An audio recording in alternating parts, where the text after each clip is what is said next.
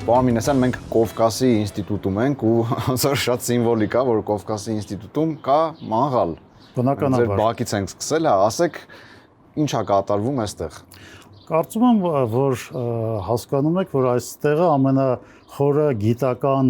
վերլուծությունների վայրն է մեր ինստիտուտում եւ մենք դա ժամանակ առ ժամանակ այստեղ կարևոր վերլուծություններ ենք անում մեր ընկերների, գործընկերների, նախկին ինստիտուտի շրջանավարտների հետ միասին, երբ որ հնարավորություն կա, մենք այստեղ եւ Կովկասի եւ գիտական այդ առանձնահատկությունները միասին վերլուծում ենք։ Դա աշխատանքի ժամանակ, թե հետո, թե առաջ ոնց այդ Ցավոք սրտի աշխատանքի ժամանակ միշտ չի որ դա ստացվում է, դա երևի թե ավելի շատ աշխատանքային օրվա կամ աշխատանքային շաբաթվա վերջում ենք մենք դա կազմակերպում կամ ինչ որ կարևոր միջոցառումներ որ լինում են, ինչ որ ծնունդներ կամ ինչ որ հյուրեր ունենք դրսից, մենք այդ հնարավորությունը օգտագործում ենք։ Դե որ ասում ենք Կովկասի ինստիտուտ, պատկերացնում ես ինչ որ ինստիտուտի նման շենք, բայց ձեր մոտ բավականին կոմպակտ սեփական տան տարբերակով կառուցվածք է։ Այստեղ բոլորը դուք եք զբաղացնում ես մի քանի հարկում։ Այո, դա մեր կոլեկտիվն է աշխատում եւ պիտի հասկանանք, որ նաեւ Կովկասի ինստիտուտը դա հասարակական կազմակերպություն չի, դա նաեւ միայն ուսումնական կազմակերպություն, դա գիտահետազոտական կազմակերպություն է, որը որ նաեւ աշխատում է հասարակական ոլորտում։ Հետևաբար մեր աշխատանքի մեծ մասը դա վերլուծություններն է եւ այդ վերլուծությունները նաեւ ներկայացնելը լինի դա պետական մարմիններին, միջազգային կազմակերպություններին կամ հասարակությանը, մեծամասամբ նաեւ քաղաքական հուզող կարևոր թեմաների շուրջ, որոնք որ վերաբերվում են եւ Հայաստանի եւ նաեւ Կովկասի ինստիտուտը իր ուղղվածությամբ նաեւ իսկապես ունի տարածաշրջանային բնույթ, մենք նաև համագործակցում ենք համապատասխան գիտական, վերլուծական կազմակերպությունների հետ Վրաստանում, Ադրբեջանում, Թուրքիայում, մասամբ նաև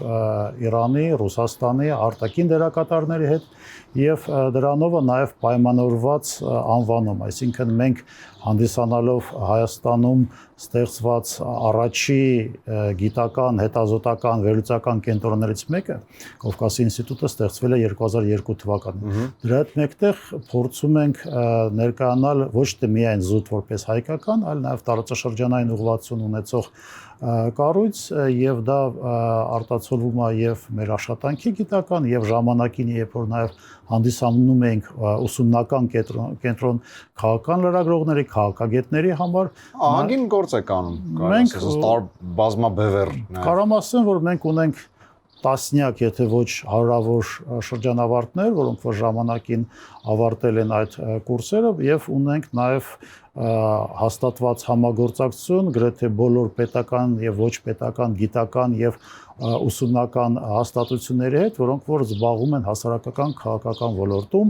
հասարակական քաղաքական ոլորտի մեջ ներառում է նաեւ անվտանգային բլոկը, ներառում է նաեւ արտաքին դիվանագիտական բլոկը, իր մեջ ներառում է նաեւ պաշտպանական բլոկ, այսինքն մենք նաեւ մեր պետական կառույցների հետ լինի դա արտաքին գործերի նախարարությունը, լինի դա ասենք պաշտպանության նախարարությունը, անվտանգության խորհուրդը եւ այլ կառույցներ հետ ունենք բավականին սերտ համագործակցություն եւ բացի դրանից նաեւ մեր աշխատանքի բնույթներից մեկը, նաեւ առանձնահատկություն մեկը այն է, որ մենք նաեւ բավականին ակտիվ համագործակցում ենք միջազգային, ասենք այդ ֆորմալ մասը մենք հասկացանք ու պատկերացրեցինք նաեւ ձեր այլ հարցազրույցներից, բայց մենք նաեւ այսօր եկել ենք մի քիչ ձեր sense տեխնիկական մասերը հասկանանք, այսինքն ինչ կահավորանք ունեք, ինչ սենյակներ ունեք եւ այլն, դրա համար առաջարկում եմ, թե դեմ չեք մեզ մի քիչ մեզ համար շրջայց կազմակերպեք, մի քանի տեղ Կովկասի ինստիտուտում բացահայտենք։ Իհարկե։ Շատ լավ։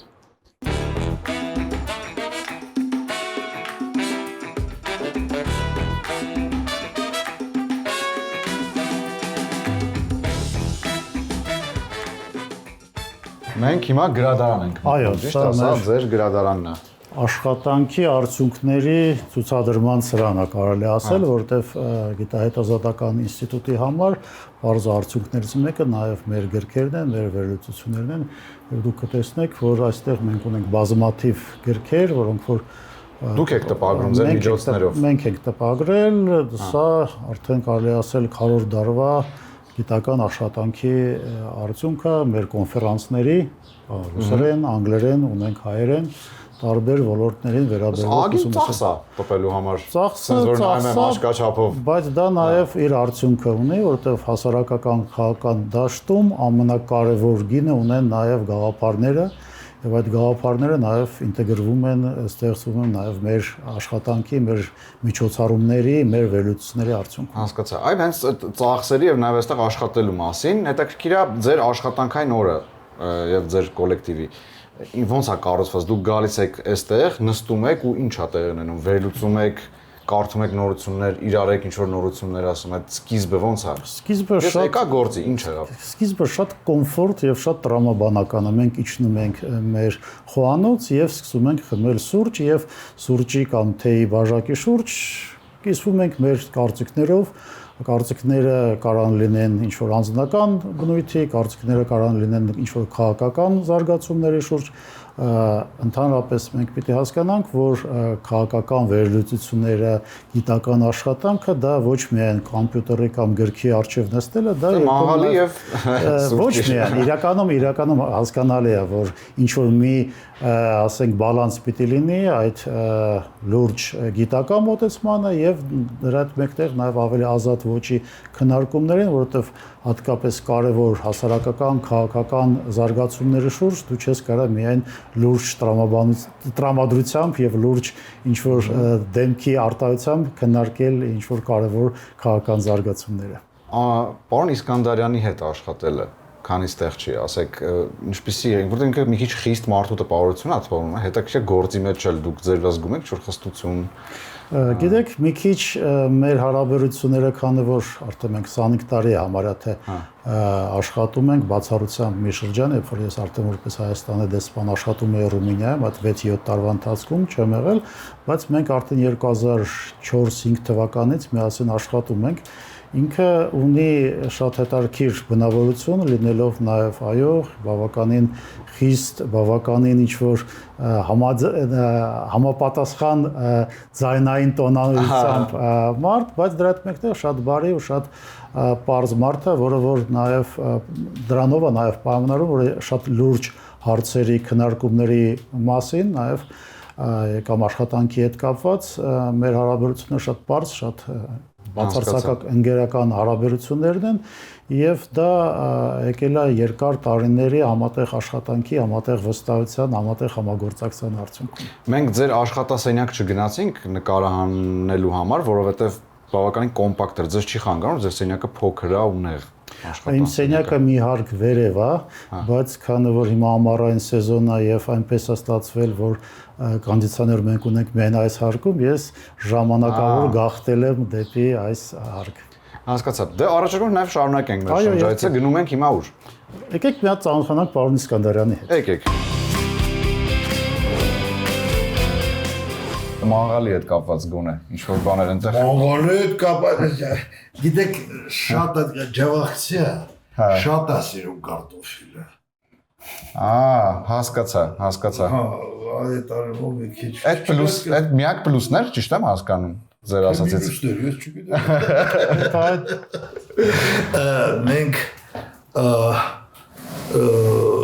Մենք քանի տարվա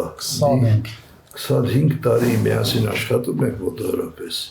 ու արդեն ոչ միայն աշխատում ենք, դրանք ընկերներ։ Հասկացա։ Չնայած տարբերություն կա, հազակովից մի փոքր մեծ եմ նրանից, ու ես կարամ ասեմ, որ ինքը որ եկել է ինստիտուտ, շատ երիտասարդ էր, նոր դուրս է։ Շատ բան չի փոխվել դրանից, ընդամենը 25 տարի։ Մենք ձեզ չխանգարենք, նաև ձեր թորնիկն է, ոնց հասկացա այստեղ։ Պարոն Մինասյանց, բավականին գրավիչ հիմնարկ ունեք, ինչ է պետք անել, որպեսզի ընդունվեր ձեր մոտ աշխատանքի այստեղ։ Դե կարծում եմ, որ ամենակարևորը այս ոլորտին հասարակական, քաղաքական, գիտական ոլորտի հետ ինչ-որ կապ պիտի ունենաք։ Մասնագիտորեն, այսինքն ինչ-որ համապատասխան վայր ավարտած։ Դե ընդհանուր առմամբ կամ արավելագետներն են, կամ քաղաքագետներն են, կամ միջազգայնագետներն են։ Այսինքն դիպլոմ եք ստուգում առաջի հերթին։ Դիպլոմ չենք ստուգում, մենք համագործակցել ենք մասնագետների հետ, ասենք մենք ունեցել ենք օրինակ IT ոլորտում մասնագետ, որը որ ընթացքում խորացել է եւ այս պահին կարծում եմ հանդիսանում է Հայաստանում քաղաքական տնտեսագիտության ամենալուրջ մասնագետներից մեկը։ Ամենակարևորը ընդհանրապես դա համապատասխան գիտական մտածելակերպ ստեղծելն է։ Երբ որ դու փորձում ես քննարկել, ուսումնասիրել ամենալուրջ քաղաքական հարցերը, առանց դրանց քաղաքականացնելու։ Հա, հասկացա։ Իսկ այդ վերլուծությունները, հասարակ լսողները, դիտողները, այդ թվում եւ ես, հա, պլյուս մենք sense երկար տեքստեր, որ Կովկասը, օրգեթե Կովկասի մասով գրանք, այսպես, այնպես, հետո ինչ որ կեսից բանան, որ մոռանում ես նույնիսկ ինչի մասին է խոսքը ու արդյունքն էլ པարզ չի, տեղի ունենում է, համընկնում է ձեր ասածի հետ, թե չէ։ Ոնց է այդ հարցը փորձում, այսպես ասած, նաեւ մի քիչ པարզեցնել ունկնդրի համար, այսինքն ինչ վերլուծություններ պետք է տաք, որ նաև մարդը հասկանա դուք ճիշտ եք, թե չէ։ Ամենակարևոր հարցն է երևի թե այս նմանատիպ վերլուծական կենտրոնների, think tank-ների գործունեության մեջ, որովհետև մի կողմից դու պիտի ունենաս այդ գիտական խորությունը, այսինքն թեմային կարևոր չի ինչն ասեք, ռազմաքաղաքական կամ արտաքին քաղաքականության, հակամարտությունների լուծման հետ կապված այդ ամբողջ ոնց որ բազան դու ունենաս, հնարավորություն ունենաս նաև վերլուծել օպերատիվ զարգացումները, բայց ամենակարևորը նաև դա ոչ միայն գիտական ինչ որ մի ձևով ներկայացնելը, որը որ կարող է միայն մասնագետները կարդան։ Մեր աշխատանքի շատ կարևոր մասը դա այդ մատչելիությունը հասնել սովորական քաղաքացուն, սովորական, ասենք, մարդուն, որը որ միգուցե քաղաքական, հասարակական գործընթացների մասին ունի շատ հեռու պատկերացում, բայց ուզում հասկանա, թե ինչ է տեղի ունենում, ասենք, կոպիտ ասած, Միացյալ Նահանգներ եւ Իրան զարգացումները ինչ ազդեցություն կարան ունենան, ասենք, Հայաստանի վրա։ Արաբական հակամարտության այս վերջի զարգացումները ինչ հեռավոր, ասենք, անվտանգային ազդեցություն կարան ունենան եւ այլն։ Եվ այստեղ մի կողմից դու պիտի այդ բոլոր հարցերի գիտական խորը տիրապետես, մյուս կողմից շատ պարզ ձևով, այնքան ինչքան որ հնարավոր է, դա միշտ չէ որ մեր մոտ էլ է ստացվում, պարզ ձևով դա ներկայացնել, բայց նաև սովորական քաղաքացուն կամ սովորական պաշտոնյան, բարձրաստիճան պաշտոնյան ուզում է շատ պարզ ձևով բարդ հարցերի շուրջ պատասխան ստանա։ Դուք կանխատեսումներ անում եք, օրինակ ձեր համաշխատանքի մեջ համ հանրային ելույթներն, որ ասեք, օրինակ, չգիտեմ, 2 տարի հետո կլինի այս ինչ բանը կամ այսպես կլինի մոտավոր։ Քաղաքագետների գործը կանխատեսում անելը չի։ Քաղաքագետների գործը ներկայացնել այն գործոնները, որոնք որ այս կամ այն ձևով, այն հարաբերակցությամբ կարան գործեն կամ չգործեն։ Իհարկե, եթե հեռավոր ձևով նայես, թվում է թե դա կանխատեսում է, բայց դա գործոնների ոնց որ ներկայացումն է։ Կանխատեսումները անում են այլ մասնագիտության մարդիկ։ Անվանումը, հա, երկար տարիներ ես լսել եմ, շարունակում եմ լսել, այսպես վեճեր կան Կովկաս բառի հետ եւ Հայաստանի հետ կապված, շատերը կարծիք են, որ Հայաստանը դա Կովկաս չի եւ հայերը կովկասցի չեն։ Ձեր մոտ էս մասնագիտական առումով դուք Հայաստանին նայում եք որպես Կովկասի մի մաս եւ հայերին կովկասցիներ եւ այդպես եք ձեր վերլուծությունները անում, թե դուք էլ այլ կարծիք ունեք դրա մասին։ Հայաստանը ներկայումս որպես քաղաքական միավոր Հայաստանի Հանրապետությունը հանդիսանում է մի տարածաշրջանի հարավային Կովկասի կամ ընդհանուր ներառյալ նաև հյուսիսային Կովկասի մի մաս։ Քաղաքական առումով Հայաստանի Հանրապետությունը հանդիսանում է հարավային Կովկասի մաս եւ այդ առումով այո բնականաբար մենք կարանք համարվենք որպես Կովկասի, հարավային Կովկասի 3 անկախ պետություններից միակը։ Մյուս կողմից նաև հասկանալի է, որ պատմական, էթնոքաղաքական առումով Հայաստանի որպես էթնոսի բնակեցման, գոյատևման առեալը ավելի մեծ է, քան Հայաստանի Հանրապետությունը։ Բայց ներկայիս փուլում քաղաքական առումով բնականաբար Հայաստանը հանդիսանում է մի կողմից հարավային Կովկասի մաս, մյուս կողմից նաև եթե ընկալենք, փորձենք հասկանանք ավելի լայն շրջանակներով, նաև մասամբ հետխորհրդային տարածքի մաս, մասամբ մերձավոր արևելքի մաս, մասամբ եվրոպական քաղաքական տարածքի մաս, դա արդեն կախված է թե որ տեսանկյունից դու դիտարկում ես ավելի լայն շրջանակներով, բայց մեր քաղաքական ներկայիս ոնց որ աշխարհագրական կետը դա հարավային Կովկասն է։ Բայց հայերը մշակութային եւ մենթալիտետային առումով, հա, ձեր համար հետաքրքիր է Կովկասցի ենք մենք, իսկ մեր գործողություններում, մեր ապրելակերպում եւ այլն։ Գիտեք, մենք ունենք այն մի առանձնահատկությունը, որ մենք կարանք մեզ դիտարկենք տարբեր այդ իդենտիֆիկացման գոտիներում, այո, որպես կովկասցի, երբ որ մենք շփվում ենք, ասենք, վրացիների հետ, հյուսիսային Կովկասի ժողովուրդների հետ, որպես մերձավոր արևելքի պատմական մասի մի մաս, երբ որ մենք շփվում ենք, ասենք, թուրքերի, պարսիկների, արաբների հետ, որպես եվրոպացի եւ եվրոպական մշակույթի ակունքների մոտ կանգնած ժողովուրդ, նաև մեր պատմական, կրոնական առանձնահատկությունները, երբ որ շփվում ենք հույների, ասենք ֆրանսիացիների կամ հարմարվող ենք, հա, ասես բոլորի հետ կարողանում ենք լեզու գտնել, այդ ինչ որ դրա մեջ ունիկալություն կա։ Միշտ չէ որ ստացվել է լեզու գտնել, բայց այն հանգամանքը, որ ապրելով շատ զգայուն խաչմերուկների, շաումների, շայերի եւ ասենք կայսերությունների բախման կետում հանդիսանալով, նաեւ հազարամյակների ընթացքում գոյատևելով մենք փորձել ենք այո երբեմն հարմարվել, երբեմն չենք հարմարվել եւ դրա համար գին ենք տվել, վճարել եւ մյուս կողմից էլ նաեւ այն հանգամանքը, որ եւ մեր սփյուռքի կառույցների, սփյուռքի համայնքների մի կողմից, մյուս կողմից էլ նաեւ ասենք մեր այդ ունակությունը բոլոր հասարակություններում հանդիսանալ յուրովի որպես այդ հասարակության մի մաս, դա իսկապես մի առանձնահատկություն է, որ ոչ բոլոր ժողովուրդները ունեն։ Վերադառնանք ձեր աշխատանքին, բայց ավելի կոնկրետ աշխատանքից դուրս, հա, քանի որ հիմա արդեն արձակուրդային շրջան է եղել, հետաքրքիր է ձեր սիրած զբաղմունքը բացի այստեղ լինելուց եւ աշխատելուց ինչն է, ինչ զբաղմունք ունեք, որ շատ եք սիրում։ Արձակուրդների ժամանակ ես փորձում եմ մեկնեմ Ջավախ կամ Հայաստանի տարբեր շրջաններ, որտեղ որ ես ձուկ եմ բռնում, որտեղ որ որսորդությամբ եմ զբաղվում, որտեղ որ պարզապես փորձում եմ ճամփորդել տարբեր տեղեր, որոնք որ հետաքրքիր են պատմական առանձնահատկություններով, ինչ որ աշխարհագրական հետաքրքիր տեղեր են, ճամփորդելը դա մի կողմից իմ մասնագիտությունն է նաև եւ որպես միջազգային հարաբերությունների մասնագետ եւ որպես նախկին դիվանագետ եւ որպես